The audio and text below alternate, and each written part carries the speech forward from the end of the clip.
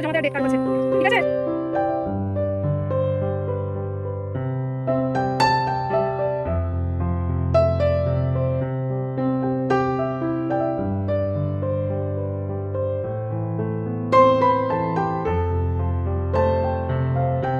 নমস্কার, আমি রীতা। কেমন আছেন সবাই? আশা করি সবাই ভালো আছেন, আর আমরাও বেশ ভালো আছি। গণেশ মামস কেয়ারের নতুন একটি ব্লগে আপনাদের সবাইকে স্বাগত জানাই। সকালবেলা ঘুম থেকে উঠে ফ্রেশ হয়ে বানিয়ে নিলাম 2 কাপ গরমাগরম চা আমার জন্য এবং হাজব্যান্ডের জন্য। তার আগে খেয়ে নিয়েছি গরম জল, সকালবেলা প্রতিদিনকার যে থাইরয়েডের ওষুধ থাকায় সেটা। তো এই সমস্ত কিছু তো খাওয়া হয়ে গিয়েছে। লাইট জ্বালাওনি? আর এখন দুজনা মিলে চা খেতে খেতে সারাদিনের কিছু কাজকর্মের একটু প্ল্যানিং করে নেব। আর সোনা কিন্তু উঠেছে আরও অনেক সকালে, উঠে সে গরম জল কমপ্ল্যান খেয়ে তারপরে সে চলে গেছে খেলতে। আর আস্তে আস্তে প্রায় 8টা সাড়ে 8টা হয়ে যাবে, তারপরে এসে সে ভাত খাবে, ভাত খেয়ে তারপরে স্কুলে যাবে। যাই হোক, দুজনা মিলে চা খেয়ে নিয়েছি। আর আমি তারও আগে ঠাকুর ঘর থেকে ঘুরে এসেছি, মানে প্রতিদিনকার যে মেডিটেশন থাকে সেটাও করে চলে এসেছি সোজা রান্নাঘরে। হাজব্যান্ড কিন্তু ওই 1 কাপ চা খেয়ে সে তার কাজে বেরিয়ে গেছে। তো কিছুটা কাজ সেরে এসে তারপরে সকালবেলা টিফিনটা খাবে। তো যেহেতু দুজনাই ভাত খাবে, মানে সোনার বাবা, তাই আগে রান্নাটা বসিয়ে দিলাম। তো প্রথমে এখন চালটা ধুয়ে নিচ্ছি, আর একেবারেই চালটা বেশি করে নিয়ে নিচ্ছি যাতে দুপুরেরটাও হয়ে যায়। আর এই তো আপনাদের সঙ্গে গল্প করতে করতে বেশ কিছুটা কাজ আমি এগিয়ে নিয়েছি। চালটা খুব ভালো করে বারতিনেক ধুয়ে হাঁড়িতে দিয়ে দিলাম। আর তারপরে এখন পাশাপাশি বসিয়ে দেবো উচ্ছে ভাজা। উচ্ছে নয়, এটা হচ্ছে করলা।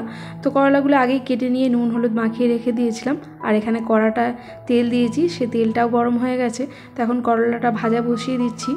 আর এদিকে একটু ডাল করব। আর সোনার না কি হয়েছে, যে কোনো রান্নাই করি না কেন আগেই ডালের কথা আসে, বলে মা ডাল করনি? কারণ যে কোনো রকম ভাজাভুজি দিয়ে সঙ্গে একটু ডাল হলে খেতে সুবিধে হয়। আর হাজব্যান্ডেরও শুকনো শুকনো খাবার একেবারেই খেতে পায় না, তার তো অবশ্যই একটু ডালের দরকার। তো সেই জন্য মুসুর ডালটাই আমাদের বেশি খাওয়া হয়। অন্যান্য ডালও থাকে, তবে মুসুর ডালটাই বেশি খাওয়া হয়। তো মুসুর ডালটাও বেশ কয়েকবার ভালো করে ধুয়ে নিয়েছি। আর এখন এটা বসাবো না, এটা রেডি করে রেখে দিচ্ছি। কারণ দুটো গ্যাসেই তো, দুটো ওভেনে, একটায় ভাত বসানো আর একটা ওই যে করলা ভাজা বসিয়ে দিয়েছি। তো এখানে মুসুর ডালটা প্রেশার কুকারে দিয়ে এর মধ্যে নুন হলুদ তেল সমস্ত কিছু দিয়ে রেডি করে রাখছি। তবে ভাতটা একটু ফুটে উঠলে হাঁড়িটা নামিয়ে দিয়ে তারপরে এই প্রেশার কুকারটা এই ওভেনে বসিয়ে দেবো। যা যা দিতে হবে একে একে সমস্ত কিছুই প্রেশার কুকারের মধ্যে দিয়ে দিলাম। নুন হলুদ তেল পরিমাণ মতো জল সমস্ত কিছু দিয়ে দিয়েছি। আর এই যে ভাতটা একটু ফুটে উঠেছে। আর এখন কি করছি, এই যে হাঁড়িটা নামিয়ে রেখে দিলাম আর এই ওভেনে প্রেশার কুকারটা চাপিয়ে দিলাম। এতে কি হবে না, আপনার গ্যাসটাও যেমন সাশ্রয় হবে তেমনি সময়টাও কিন্তু বাঁচবে। কারণ আমি যদি এখন এই ভাতটা ফুটে উঠবে, তারপরে ভাত হয়ে যাবে, নামিয়ে রেখে তারপরে যদি প্রেশার কুকারে ডালটা সেদ্ধ করতে বসাতাম, তাহলে অনেকটাই সময় চলে যেত এবং গ্যাসটাও কিন্তু অনেকটাই খরচ হতো। আর আমি কি করলাম, ওই দেখুন, যেই ভাতটাই ফুটে উঠেছে তার মধ্যে আমি প্রেশার কুকার বসিয়ে দিয়ে চলে এসেছি। বেশ কিছু বাসন জমেছে, তো সকালবেলা থেকে যে চা খেয়েছি গতকালেরও কয়েকটা বাসন ছিল, সেগুলো এখন মাজতে চলে এসেছি। আর তার মধ্যে কী হবে, ওই দুটো কাজই কিন্তু হয়ে যাবে। ভাতটাও গরমে গরমে বেশ অনেকটাই হয়ে যাবে, আর ওদিকে ডালটাও সেদ্ধ হয়ে যাবে। আর এর মধ্যে এই যে সমস্ত বাসনগুলোও কিন্তু আমি ঝটপট মেজে নিয়েছি।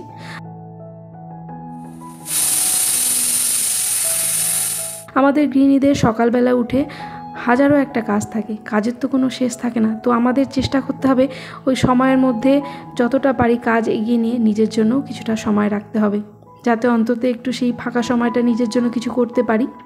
যাই হোক, আপনাদের সঙ্গে গল্প করতে করতে কাজ তো এগিয়ে নিয়েছি। আর এখানে দেখুন করলাগুলো ভাজা হয়ে গেছে, তো সেগুলো এখন তুলে নিচ্ছি। আর ওদিকে প্রেশার কুকারে যে ডাল সিদ্ধটা বসিয়েছিলাম বেশ কয়েকটা সিটি হয়ে গেছে, তো সেটা নামিয়ে রেখে ভাতটাও বসিয়ে দিয়েছিলাম। তো ভাতটাও একটু ফুটিয়ে নিয়ে এই যে এখন ফ্যানটাও ঝাড়িয়ে নিচ্ছি। তো হলো না কি, একই সময়ের মধ্যে দুটো কাজ, এতে সময়ও বাঁচলো আর গ্যাসেরও সাশ্রয় হলো। এইরকম ছোট ছোট টিপসগুলো ফলো করলে কিন্তু আমাদের সংসার জীবনে অনেকটাই কাজে আসে। আসলে এই সমস্ত টাইম সেভিং কাজের প্ল্যানিং এগুলো কিন্তু সংসার করতে করতেই শিখেছি। কারণ দেখুন, যারা পড়াশোনা করে তারাও পড়তে বসার আগে বা পরীক্ষার আগে একটা প্রস্তুতি নেয়, একটা প্ল্যানিং করে নেয় কীভাবে কোনটা পড়াশোনা করলে তবে অল্প সময়ের মধ্যে তারা আবার সেটাকে রিভাইজ করতে পারবে। তেমনি যারা চাকরি করে তারাও তাদের টাইমটা কিভাবে সেভ করলে তাদের নিজের জন্য বা কাজের ক্ষেত্রে অনেকটা অল্প সময়ের মধ্যে অনেকটা কাজ গুছাতে পারবে, সমস্ত কিছুই প্ল্যান মাফিক চলে। তাহলে আমরা যারা সংসার করি আমরাও কেন একটু প্ল্যানিং করে চলবো না? তাই সকালবেলা উঠে কাজের একটু ছোট্টখাট্ট একটা প্ল্যানিং যদি করে নেওয়া হয়, অথবা আগের দিন রাত থেকেই যদি একটু প্ল্যানিং করে নেওয়া যায়, তাহলে কিন্তু আমাদের কাজের ক্ষেত্রে অনেক সুবিধা হয়, তাই নয় কি? যাই হোক, এখানে আপনাদের সঙ্গে গল্প করতে করতে আমার সোনা খেলে বাড়ি চলে এসেছে। আর এসে এক্ষুনি তো স্নান করবে না, তো সেই জন্য তাকে একটু এখন ওআরএসের জল দিচ্ছি। আর তারপরে একটু গরম জল করে দেবো। ওই জলটা এমনি নর্মাল জলের সঙ্গে মিশিয়ে নিয়ে তারপরে স্নান করবে। কারণ খেলা করে আসার পর ঠান্ডা জল দিয়ে স্নান করাটা কখনোই উচিত নয়।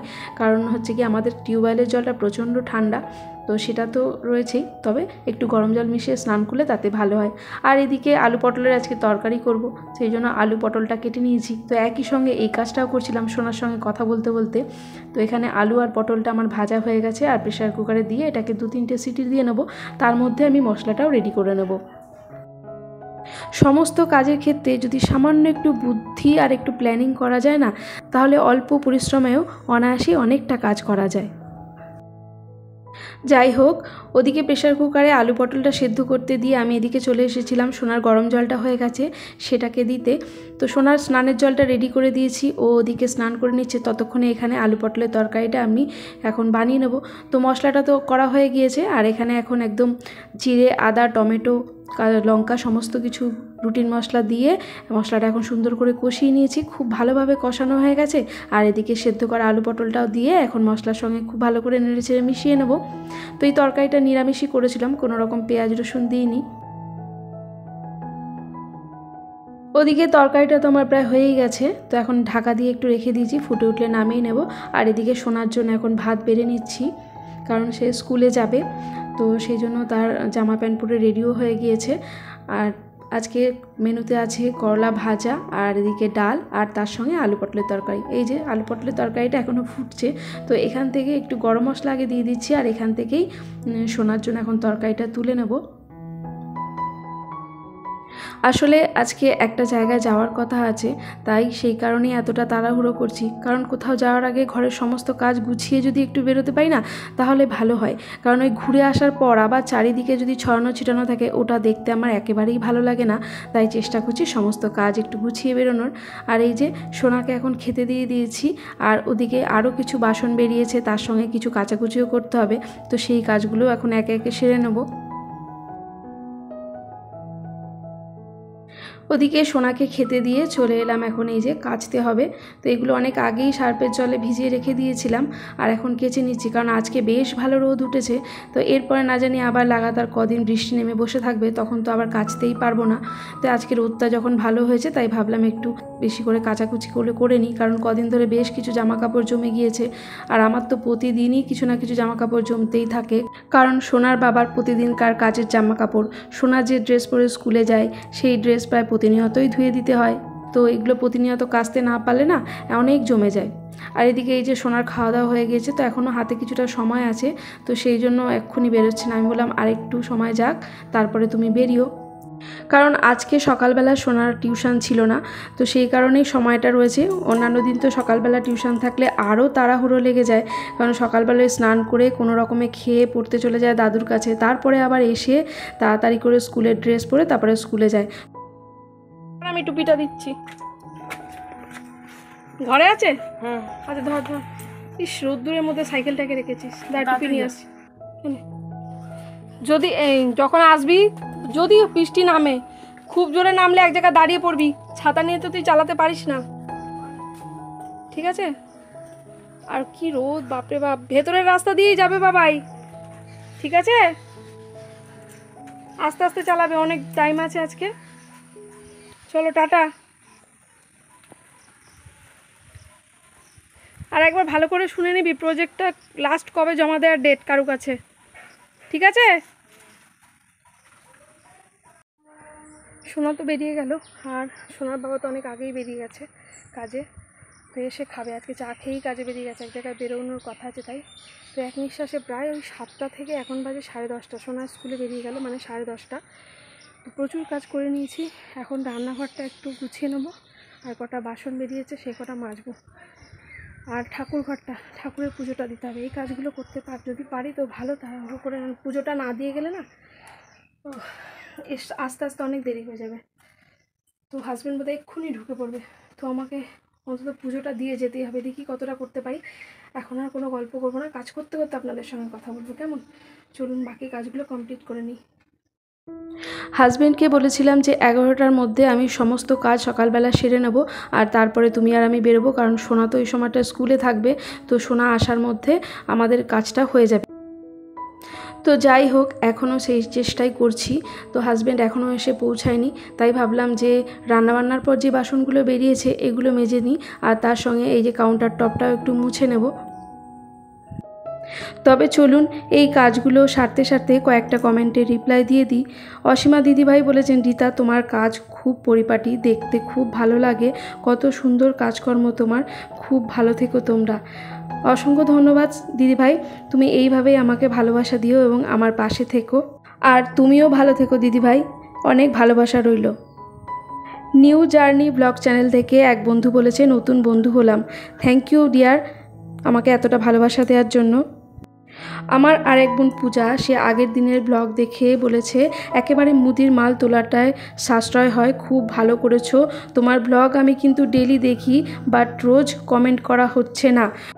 তাতে কোনো অসুবিধা নেই বোন, কমেন্ট না করতে পারলেও একটা লাভ রিয়াক্ট দিয়ে দিও, কারণ তোমাদের মতো আমিও চিন্তা করি, কারণ তোমরাও আমার একটা পরিবার। তাই তোমরা যারা প্রতিদিন আমাকে কমেন্ট করো, যদি একদিন না করো তাহলে আমি খুঁজি যে সেই মানুষগুলো অন্তত ভালো আছে তো, তাদের কোনো রকম কোনো অসুবিধে হয়নি তো, শরীর সুস্থ আছে তো, এটাই চিন্তা করি, বিশ্বাস করো। কারণ আমার যেমন একটা সংসার আছে, তার সঙ্গে এই ইউটিউব পরিবারে তোমরা যারা যারা আছো তোমরাও কিন্তু আমার একটা পরিবার, বিশ্বাস করো। ভীষণ চিন্তা হচ্ছিল, তবে আজকে তোমার কমেন্টটা পেয়ে অনেক ভালো লাগলো। আর সামনে আমার ছেলেরও পরীক্ষা, তো তাকে নিয়ে হয়তো আমিও বেশ কিছুটা ব্যস্ত হয়ে পড়বো। এই যেমন কদিন ধরে ব্লগ দিতে পারছি না, সেই কারণেই কিন্তু আমার এই ভালোবাসার জায়গাটা একটু নড়বড়ে হয়ে যায়, আমি বুঝতে পারি, কিন্তু এই কারণগুলো এটুকুর জন্যই, জানো তো। আসল কথা তো সব শেষে পরিবারের মানুষগুলো যাতে ভালো থাকে সেটাই, তাই না? যাই হোক, তুমি ভালো আছো, ভালো থেকো, আর কমেন্ট করতে না পারলেও কোনো অসুবিধা নেই, ওই যে একটা লাভ রিয়াক্ট দিয়ে দিও। আর এদিকে কমেন্টগুলো রিপ্লাই দিতে দিতে আমি কিন্তু অনেকটা কাজ গুছিয়ে নিয়েছি। বেশ কিছু জামা কাপড় আগের দিন যেগুলো কেচেছিলাম সেগুলো কিছুটা তো ভেজা ভেজা ছিল, সেগুলো রোদে আরেকবার শুকিয়ে নিয়েছি। তো এইবার এগুলো একটু ভাঁজ করে পরিপাটি করে আলমারিতে জিনিস জায়গায় তুলে দিচ্ছি। কারণ একটা বিষয় কি তোমরা খেয়াল করবে, এই জামা কাপড়গুলো যদি যখনের জিনিস তখন না ভাঁজ করতে পারি না, এক জায়গায় জমতে জমতে একেবারে পাহাড় সমান হয়ে যায়। আর তারপরে এই কাজগুলো করতে না অনেকটাই লেথার্জি লাগে, মনে হয় যে করব করে করে আর করা হয়ে ওঠে না। যাই হোক, এখন যখন আমার মুড আছে বা সময় আছে খানিকটা হাতে, তাই ভাবলাম একেবারে করে নিই। তো এই যে কিছুটা ভাঁজ করে জিনিসপত্র সেটা আরেকটা আলমারিতে রেখে দিলাম, আর এইটাতে থাকে সোনার বাবার আর সোনার জামা কাপড়, তো এখানে ওদেরটাই রেখে দিলাম। আর এখন এই বিছানাটাও একটু অগোছালো হয়ে আছে, তো এটাও একটু ভালোভাবে টান টান করে গুছিয়ে নেব। কারণ গতকাল রাতে সোনাকে এই ঘরে বসেই ওর স্কুলের কিছু প্রজেক্টের কাজ করিয়েছিলাম, তো সেটা করতে করতে অনেকটাই রাত হয়ে গিয়েছিল। তাই যেমন তেমন রেখে বই খাতাগুলো এখানে রেখে দিয়ে তারপরে ঘরে চলে গিয়েছিলাম। তারপর তো খাওয়া দাওয়া করে শুয়ে পড়েছি। তো এই ঘরটা সেভাবে গোছানো হয়নি, যেহেতু এটা খুব একটা কাজে আসে না, মানে এখানে যেহেতু আমরা রাত্রেবেলা থাকি না। তো যাই হোক, এই সকালবেলা এই সমস্ত কাজগুলো করে এখন এই বিছানাপত্র একটু টান টান করে গুছিয়ে নিচ্ছি, আর জানালাগুলো একটু খুলে দিলাম, কারণ এই সময়টা বেশ ভালো রোদ উঠেছে। তো আর সব সময় এই ঘরটা বন্ধ থাকলে ঘরের মধ্যে কেমন একটা গন্ধ হয়ে যায়, গুমসুনি মতন, তাই জানলাগুলো একটু খুলে দিলে হাওয়া বাতাস চললে সেই গন্ধটাও কেটে যাবে। আর তারপর এখন এই ঘরটাও একটু ঝাড় দিয়ে নিচ্ছি।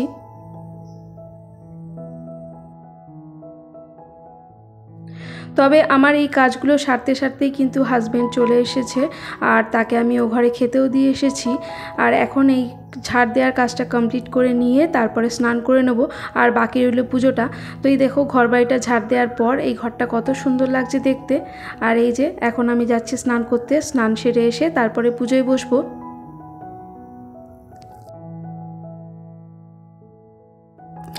তো তো যেহেতু বেরোবো তাই একেবারেই ড্রেস করে নিলাম, আর এটা পরেই পুজোটায় বসবো। আর গতকাল মায়ের জন্য দুটো মালা নিয়ে এসেছিলো, বড় বড় মোটা মোটা দেখে রজনীগন্ধা ফুলের মালা। তো আগেও একটা ব্লগে বলেছি যে এই সময়টা আমাদের বাজারে অনেকেই দেখি রাস্তায় দাঁড়িয়ে রজনীগন্ধা ফুলের মালা বিক্রি করে। তো সময় সুযোগ হলে হাজব্যান্ড বাজার থেকে নিয়ে আসে, তেমনি কালকেও নিয়ে এসেছিলো। আর এই যে আজকে মাকে সুন্দর করে সাজিয়ে দিয়েছি, আর মাকে কতই না সুন্দর লাগছে, তাই না? শুভ বিকেল বন্ধুরা, এখন বাজে 5টা মতো। তো এই রেডি হয়ে গেছি, মাথাটা আঁচড়ালেই হয়, মাথাটা আঁচড়ানো এখনও হয়নি। সোনাও রেডি হয়ে গেছে, ওই যে সোনা রেডি হয়ে গেছে, আর এদিকে আমিও রেডি হয়ে গেছি। কারণ দুপুরবেলায় কাজকর্ম সারার পর শরীর প্রচণ্ড খারাপ লাগছিল, আর সোনাও তাড়াতাড়ি স্কুল থেকে বাড়ি চলে এসছে, তাই ওই সময় আর বেরোনো হয়নি। এই যে এখন বেরোচ্ছি, চলুন গাড়ি বার করা হয়ে গেছে, স্কুটিতেই যাব আমরা। তো বেরোই, তারপরে আবার আপনাদের সঙ্গে কথা হবে যেতে যেতে, কেমন? আর যেহেতু আমাদের ফিরতে দেরি হবে তাই সন্ধে প্রদীপটা ধরিয়ে দিয়েছি। জীবন্ত গোলকিপার, আমি গোলকিপার।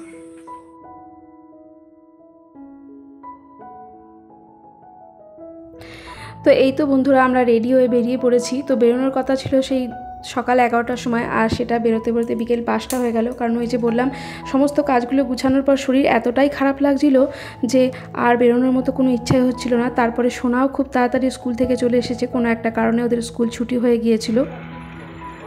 দাদাভাই এগুলো কত করে? চলে এসেছি মার্কেটে। তো সামনে একটা বিশেষ দিন আছে, তাই সোনার জন্য একটু কিছু কেনাকাটা করব। আর কি কি নিলাম সেটা পরবর্তী ব্লগে শেয়ার করব। আজকের ব্লগটা কেমন লাগলো অবশ্যই কমেন্ট করে জানাবেন, ভালো লাগলে একটা লাইক করবেন। আর এই ধরনের ব্লগগুলি যদি প্রতিনিয়ত দেখতে চান তাহলে চাইলে আমার চ্যানেলটি সাবস্ক্রাইবও করতে পারেন, আর যারা যারা তো অলরেডি করে ফেলেছেন তাদের অসংখ্য ধন্যবাদ। সকলে ভালো থাকবেন, সুস্থ থাকবেন, সাবধানে থাকবেন।